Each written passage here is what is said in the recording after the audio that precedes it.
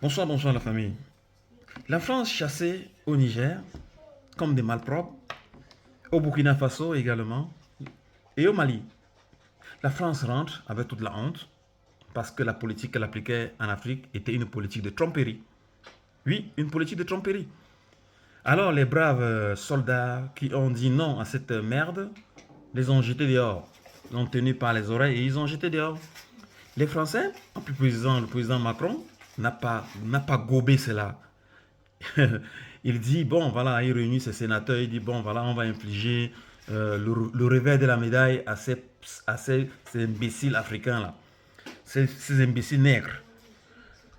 Alors, les sénateurs ont voté des lois sévères à l'encontre des Africains, plus précisément des demandeurs d'asile et même ceux qui ont déjà moins de 5 ans sur le territoire. Suppression des allocations familiales aux sans-papiers et même à ceux qui ont moins de 5 ans sur le territoire, suppression de l'aide médicale et autres. Alors, les parlementaires étant choqués, parce que c'est une politique de chiottes qu'ils sont en train de vouloir installer, parce qu'il est inadmissible que quelqu'un est en règle, il travaille et il n'a pas droit aux allocations familiales, tandis qu'il cotise. Ces sénateurs ont voté non, ces parlementaires ont voté non, puisque, comme vous le savez, la loi passe au Sénat, maintenant elle doit être confirmée par les parlementaires. Alors les parlementaires disent non à cette loi. Et je vous fais voir la vidéo, suivez mon regard.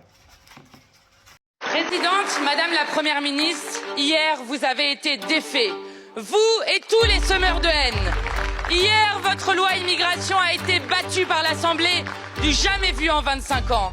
Hier, nous sommes fiers d'avoir épargné au pays 2 semaines de déchaînement de paroles racistes et xénophobes. Celles qui divisent le peuple, celles qui permettent les passages à l'acte de la tentative d'égorgement de Mourad aux expéditions punitives racistes à Romans-sur-Isère. Hier comme demain, nous serons toujours les gardiens de l'unité du peuple. Les parlementaires ayant dit non à cette loi Darmanin, et Macron se déchaîne et gonfle ses muscles. Macron dit, il n'en est pas question. La même mesure qu'il avait eu à prendre avec la loi